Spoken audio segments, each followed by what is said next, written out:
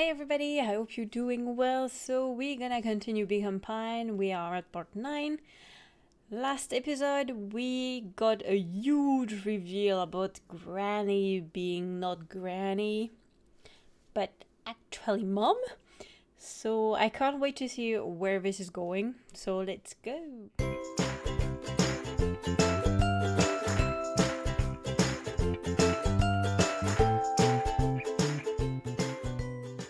Okay, chapter 9, let's go. The devil you know. Ooh. 7 months ago. Oh, back in time then. Eleanor Van Horn crept down the maze of sterile hallways under perennial harvest. She stopped in front of the large steel door marked Deep Engineering. No turning back now. She raised a trembling hand. The stolen keycard worked as promised, and the door bust open with mechanical efficiency. She was immediately hit with the smell of disinfectant. It was some sort of laboratory. In one corner was a desk covered in papers. Across the room stood a tall metal pod with hoses protruding from its base. I wonder if she fell into that weird liquid. She rushed to the desk and began shifting through the piles of papers. They were experiment reports on something called Tempus liquamen. There were dozens of them, every one stamped failed. Eleanor heard the sharp echo of footsteps approaching. She was out of time. Her eyes scanned the room, eventually landing on the strange pod. Muttering a curse under her breath, she dashed over and dove inside. Okay. Oh, we're back. Well, and that is what change is all about. Okay, we come in back. Grabbing the future by the scruff of the neck and making things happen. Change is a choice. I'm tickled pink that we will all be making that choice together. How great is that? This man is a liar. Excuse me? I will not. This town has a dangerous secret and perennial harvest only exists to keep it hidden. Nonsense. They picked up the old downtown and moved it right under your nose. You aren't making any sense, dear. Mr. Kerr addressed the crowd with a sarcastic tone. Imagine such a thing. It's absurd and just plain impossible. They promised they could fix the fall harvest. They told us they would clean this place up. We just had to leave town for a few days. But why they had us evacuate? Miss Othford, I'm afraid I'm going to have to ask you to... You're afraid of a lot of things, aren't you? You sniveling little worm. This is growing tiresome. A little help, please? Don't you all see this festival is a sham? An excuse to have the whole town gather in one place. They're planning something awful. I don't know what, but those people are wicked. Don't listen to her. She has absolutely no proof. I am the proof. I'm Eleanor Van Horn. Whispers filtered through the crowd. Well, aren't you just sneaky as the dickens? We all knew Valentine's fertilizer was too good to be true. And now this whole town is paying the price. Ladies and gentlemen, I am so sorry about this disruption.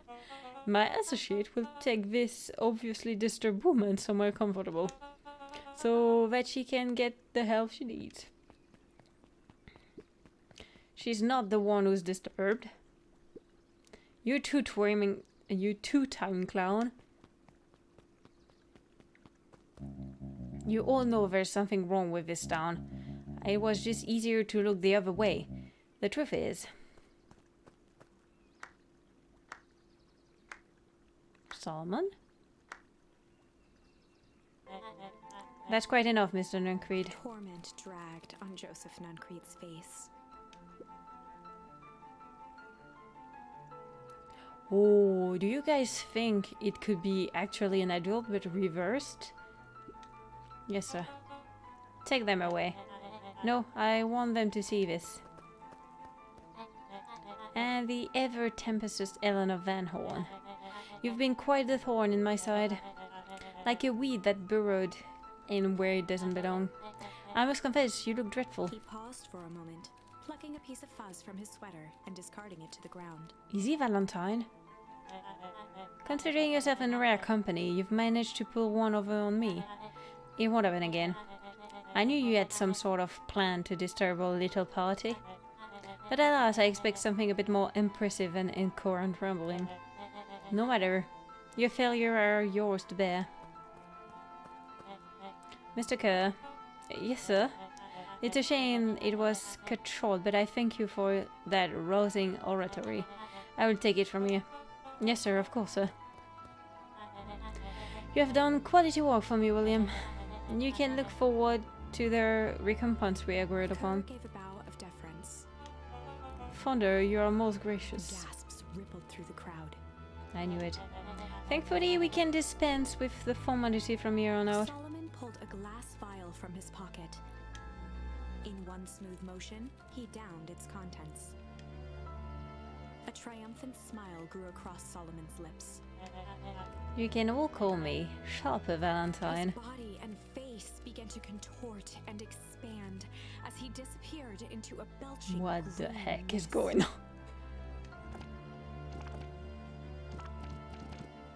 But Salomon were just nice before. A hushed horror gripped the crowd. Oh god. This You look is like a douche. story about change.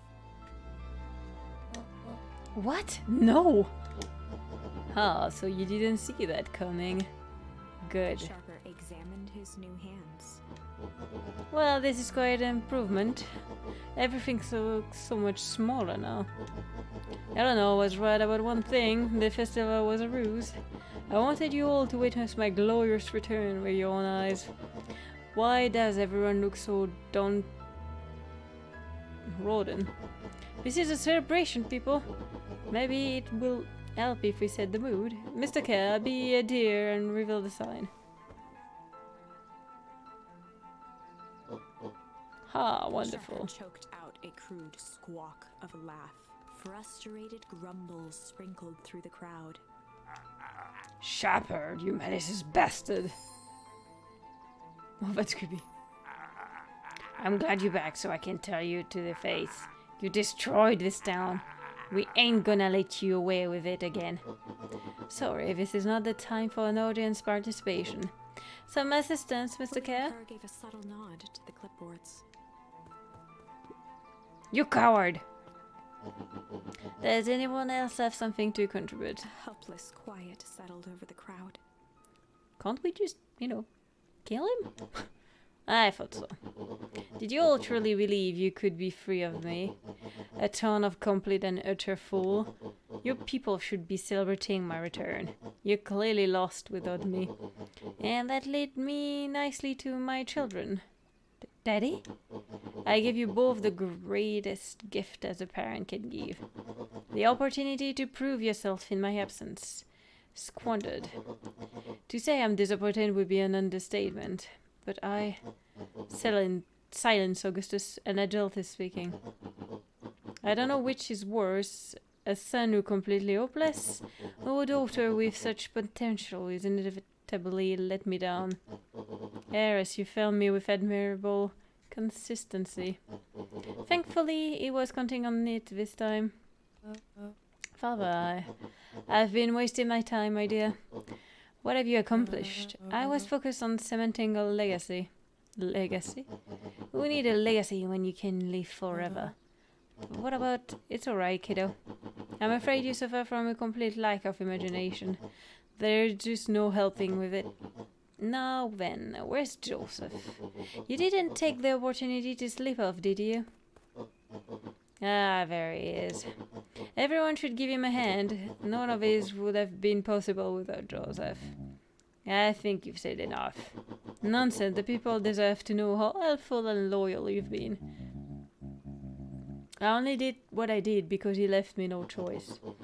You always had a choice, Joseph. You were simply too weak to take it. No matter, cheer up. You are about to be rich beyond your wildest dream. You should follow Mr. Kerr's example. When I found him, he was in a sorrier state than any of you. An aging actor desperate to recapture his youth. He played part, and soon he will be able to play leading man again. Forever in fact, if he remained loyal. That goes for all of you. Well, those who haven't already fritter away my goodwill. Beacon Pine is mine again, and I am willing to share its spoils in exchange for absolutely loyalty. Are you saying William Kerr was never in charge of Bernal West? Ha! You think that puffed of Blathkit could have accomplished all of this? Down, I suppose it's time for you, big exclusivity. Sharper addressed Big the exclusive. crowd with indignant pride. He'd planned this moment for so long that now, at the deed's fruition, it almost felt He frivolous. deserves a slap, seriously. You see, I needed a figurehead to hold things down while I orchestrated my return. Someone to misdirect, lie, and bilk this town for a spell. So I invented William Kerr. Take your bow, you earned Mr. it. Kerr flourished a preposterously elaborate Patrick C. Montesquieu, the spion extraordinaire, at your service. Founder, I just want to thank you again for this opportunity. It truly was the role of last time. Wait, so the Bill Kerr was a patsy the whole time? Now that your secret is out in the open, what's to stop this town from rising up against you? Oh, the delicious part. Fear. Thanks to your clipboard, I know what each and every person in this town most fear. And I will make those fear manifest for anyone who step out of the line. The choice is simple. I'm not afraid of you. Ah, the young hero. I've kept a keen eye on you, boy. You and your friend made a habit of disrupting my plan. What a pity. If things would have gone a bit differently, you might have had your moment of triumph. That's fate for you. You can't do this. Oh, but I can. I have won. Never underestimate what great men can do given time. And now time is my plaything. Perhaps the most expensive things I ever bought. But well worth it. Ha! Sharper coughed up one final laugh and cracked his knuckles. Enough chit-chat. Let's get to work, shall we? What the heck? So, Sharper set about remaking the town in his own image. The fertilizer factory soon reopened for business. Sales rose steadily. It's as the more bad and ending more I got, farmers right? across the countryside began to swear by its miraculous properties. Beacon Pines became famous, a secretive town that, for the right price, shared its gifts with all. Gifts that became more and more necessary in a world where winters grew longer and longer. The end. What? This is wrong, but things are becoming Yeah. clearer now. Okay. You can feel it, right? I can try to feel can't it, yeah. let Sharper win. He might just be the key to this whole thing. Let's see. So I have to kill Valentine somehow?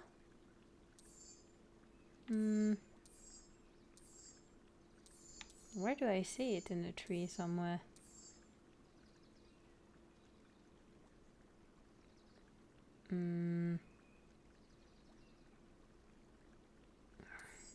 Should I go there and try Weep? Or should I go there and try Malice? I think I'm gonna go there. There was a malice lurking behind those eyes. Like a trap ready to spring. Luca felt the weight of Nuncrete's hand on his shoulder. Something wasn't right. He didn't know why, but something was telling Luca to get out of there. I just want this to be all over. Of course, I'm sure it will work out soon enough. I should get going. I told Roxy I'd check for Rollo at the Luca treehouse. twisted free of Nuncrete's grasp. Yeah, of course. Luca, you know your dad and I were good friends back in the day. You can come to me with anything. Anything at all. Yeah, sure. Okay. Can't I just, I don't know, somehow... Yeah, Solomon bitch. The festival decoration are a bit, humdrum. Now, if I were to throw a festival, it would be a thing to behold. I agree, this is all more than a little sad. It's worse than sad, it's boring. What if we did a little something to spice things up? I'm listening. You know the festival sign waiting to be unveiled? It would be a shame if The someone... two scurried off, eagerly formulating a plan.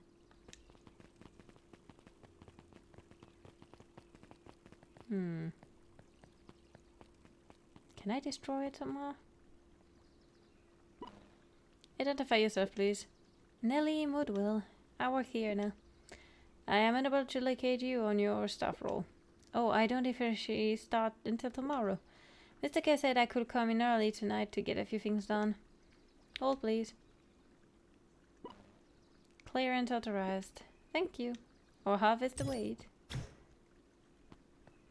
Ooh. Hello, you. I can't talk to you. Okay. Can I do anything about this? No.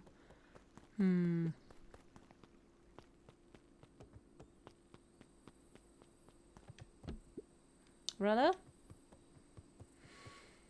He aired a long holler into the woods. Rollo! Ugh. Rollo, wherever you are, I hope you're okay. Luca felt his eyes getting heavy and plopped into the beanbag. He conceded to its lumpy embrace. Okay. Once again, Luca found himself in a vast black expanse. This time, he knew exactly where to go. He took a single confident step forward. The world flickered and pulsed. He found himself standing in front of the frigid air of a blazing campfire. The source. He plopped down cross-legged and gazed into the cold flame. Wait, soon enough, the fire began to die out, popping sporadically, until all that was left was a single ember. Luca stood up and dusted himself off. Maybe I should drink the Plucked potion and glowing become an ember from adult the and cold kick his ass. Examined it, Could be fun. and slid it into his pocket, a keepsake. The voice of his father spoke behind him. You made me proud, Buckaroo. Luca turned to face him. Dad, what is this place? A warm grin grew across his father's face.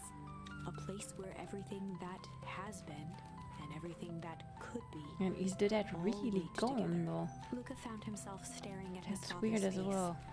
trying as hard as he could to memorize every single detail. Wait? For what? Another voice spoke out as Luca's doppelganger stepped forward. That's up to you. Without knowing why, Luca began to weep. Is any of this real? Are you real? Luca's father bent down to smudge away a tear. Of course. I'm as real as the part of you that misses me. Luca turned to look at the older version of himself. And you? The doppelganger choked back tears. I'm as real as the part of you that's angry he's gone. Does that make sense? Through his tears, Luca laughed. I think so. His father pulled him in for an embrace. Time to go, Buckaroo. Okay, that's weird. Luca was startled from his dream by a banging on the floor. Are you in there? A commanding voice rumbled from below. Just as Luca sprang to lock the entry hatch, the door knocked open. Chapter 5. The fuck? Dangers big and small. Luca stumbled back. He heard the rope ladder creak under significant weight. Keeping his eyes fixed on the hatch, he inched backward to the balcony. As his hand grasped the door handle, Luca froze. A large figure clumsily wriggled up through the hole.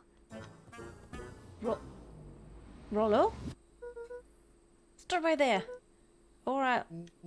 Shit, I know it's dark and all, but I figured you recognized me. Who are you? The large figure cocked its head You look inquisitively. cool. Stop now, or I'll cover you with a baseball bat. Whoa, take it easy.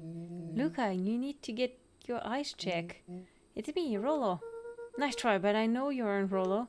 You're like one of his random uncle or something. Where is he? Uncle? Luca, quite messing around. It's me. If it's for you, prove it. Flaming chicken coop, Luca. Luca's jaw. He peered more closely What? at the man standing in front of him. Something about him was undeniably Rollo, only bigger, older, changed. How? What happened to you? When I was running away, I ran into more people in those yellow suits. They grabbed me and dragged me away. What? Where did they take you? You know, they threw a bag over my head. It was cool and smelled like a swimming pool. I think it was the underground lab or something. They made my hand all big. Look. Rollo proudly presented Why his would they hands turn to him? Luca. That's weird. Pretty sweet, right? I mean, it would be my first pick for a superpower, but beggars can be chooser. Oh, it wasn't just your hand. My feet too? Dang, Pat just made me a new shoes. Wait, Luca, why are you so small? Luca moved to the side and pointed Rollo to his reflection in the balcony window. Oh, fuck. What the? His hands shot up to his face. Holy Toledo! Rollo, what did they do to you? They made me drink some sort of green root. Ew. Actually, it wasn't too bad. It kind of tasted like licorice. I passed out and then I woke up like this. And then I sort of smashed open my cage and escaped. Wow, you smash open a cage. Kinda. At least, I think I did. It's all of a bit blur. They had you in a cage. Who are these people? I don't know who did this but to you, but we're gonna fix it. Fix it? This is awesome! But I'm just glad you're safe now. Look, you don't need to worry about me. Sure, I got snatched, but look at this way. I got snatched and I know where the snatched people go. We may finally have a lead on what happened to our family. Maybe you're right, but this all seems dangerous. Danger, ha! Rollo shadowboxed a few jabs. I will take them all on. Hey fella, what's up? With a yelp, Rollo dove behind Luca. Ah!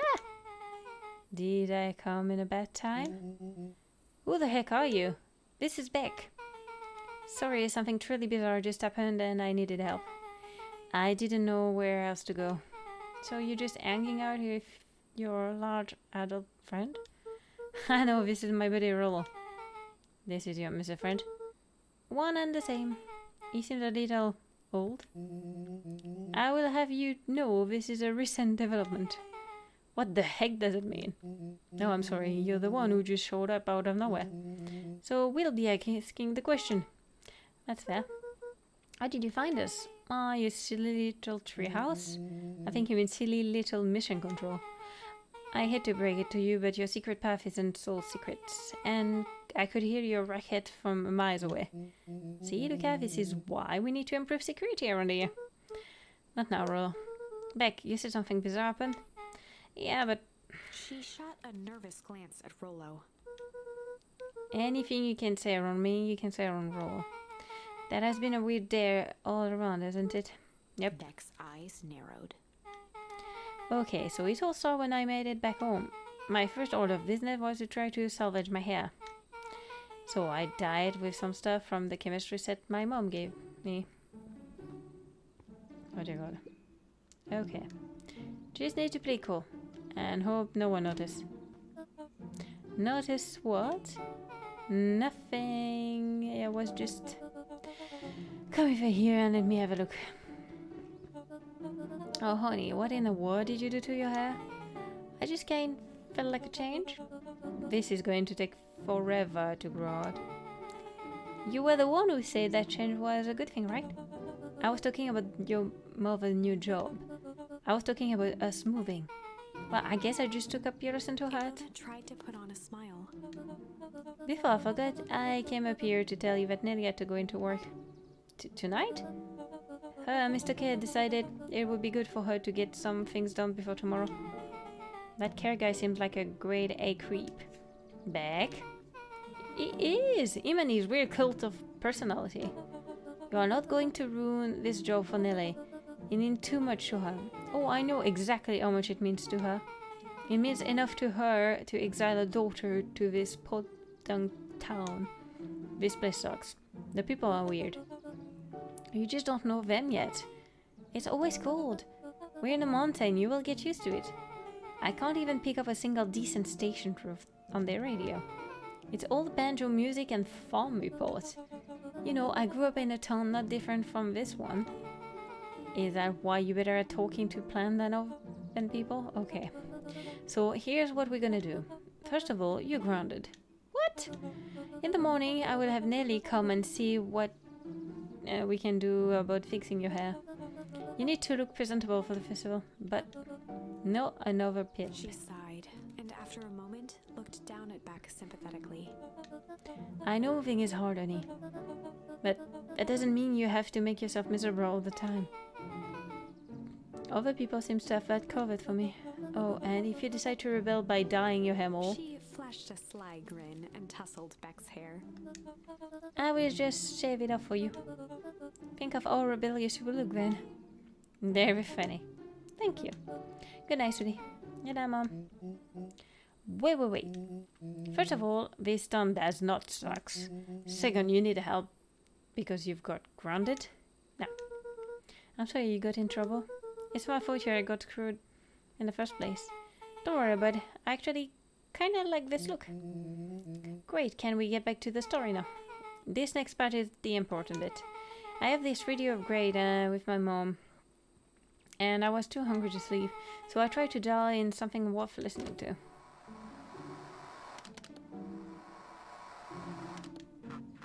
Mr. Kerr, are you there? Mr. Kerr?